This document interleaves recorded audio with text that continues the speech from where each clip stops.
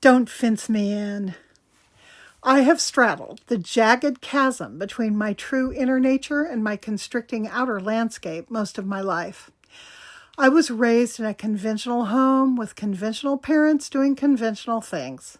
I, often woefully, am anything but conventional, and I've known this forever. I've always been wild at heart, lurching along to the syncopated beat of my own inner drunken drummer. Wisely, I learned to hide this early in my life. My unconventionality would rarely be rewarded by my family, my neighbors, my teachers, or, as I came to learn, by many of my peers. The one exception was my mother, a closeted wild child herself, who saw me as a glittering rainbow unicorn and was equally delighted by and afraid of my individuality. She wasn't afraid of me, but rather for me, because she knew how vulnerable unicorns could be.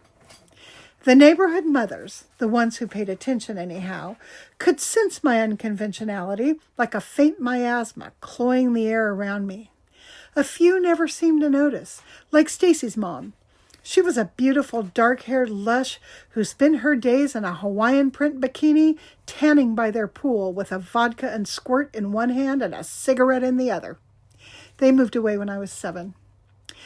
Linda's mom, on the other hand, noticed everything, but somehow wasn't alarmed by me. Probably because her own brood had enough problems between them that I seemed tame in comparison.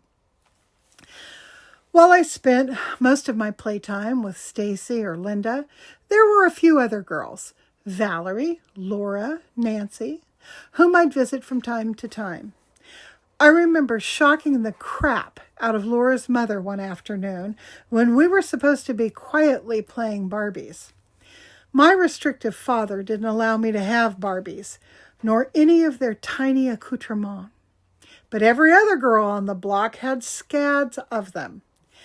I can still remember the distinctive odor of the colorful plastic wardrobe boxes that housed their clothing and shoes, complete with built-in drawers, a full-length mirror, and teeny tiny little hangers. It smelled like girl power, like female bliss. I'd only been at Laura's for a few minutes one summer afternoon when Laura's mother heard shrieks of laughter coming from her daughter's immaculate bedroom with its whitewashed French provincial furniture and pink patchwork bedspread from Sears.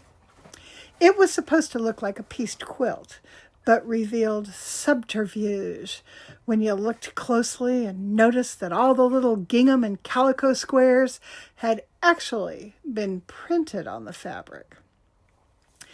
When the door burst open, Laura's mom found us sitting on the floor, surrounded by her daughter's entire doll collection, even the Look But Don't Touch Madame Alexander collectibles. I'd convinced her that it would be fun to take off all their clothes and exchange all the doll heads. Baby dolls ended up with tiny heads. Small dolls sported outsized heads. And my favorite, Barbie, exchanged heads with Ken. The poor woman paused in the doorway with a look of horror on her prim little face. Doll clothes, doll heads, and naked, headless doll bodies were strewn around the otherwise pristine room as we sat, doubled over, clutching transgendered Ken and Barbie and laughing hysterically. To this day, I can't remember why it tickled my funny bone so completely. Her mom shut it down real quick, and I was given the bum's rush out their front door, with the little pinch she gave my arm still smarting when I finally made it back down the block to my own house. Life before puberty was full of awkward experiences like the doll head debacle.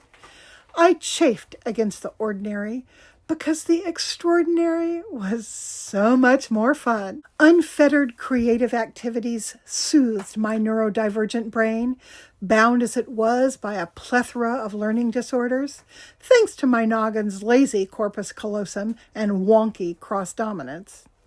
As a very young child, before life tried to smack the originality out of me, I rejected the idea of boundaries. I was about 3 when I discovered the excitement of exploring the great outdoors on my own at the crack of dawn, long before my parents' alarm clock buzzed. I clearly remember stripping off my footed pajama bottoms and my unpleasantly cold, wet diaper before roaming around the house, sniffing for food like some feral animal. As soon as I figured out how to unlock the back door, I began escaping the house into the weak early morning light, wriggling under the pyracantha hedge, then running across the street to visit the neighbors. I remember the shock on Mrs. Ho's face when she answered the doorbell to find me standing outside, naked from the waist down, and asking for cereal. My mother told me she was mortified that the neighbors thought I was allowed to run amok, diaperless, unfed, and crossing streets alone in the early morning hours.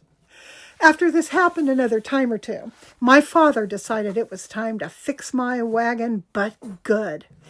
First, he installed a high lock on the back door, a good 6 feet up. Ha! Who did he think he was dealing with, an amateur? The following morning, I pulled a chair over to the door, slipped the chain, and was off to the neighbors once more. Dad, famous for overkill, decided that if barbed wire was good enough to contain cattle, it was good enough for me. He ran 3 strands of barbed wire along the base of the pyracantha hedge. The strands were maybe 4 inches apart and were impenetrable. Or so he thought. A few days later, they received another exasperated call from the neighbors, begging them to please keep me clothed inside and away from their refrigerator.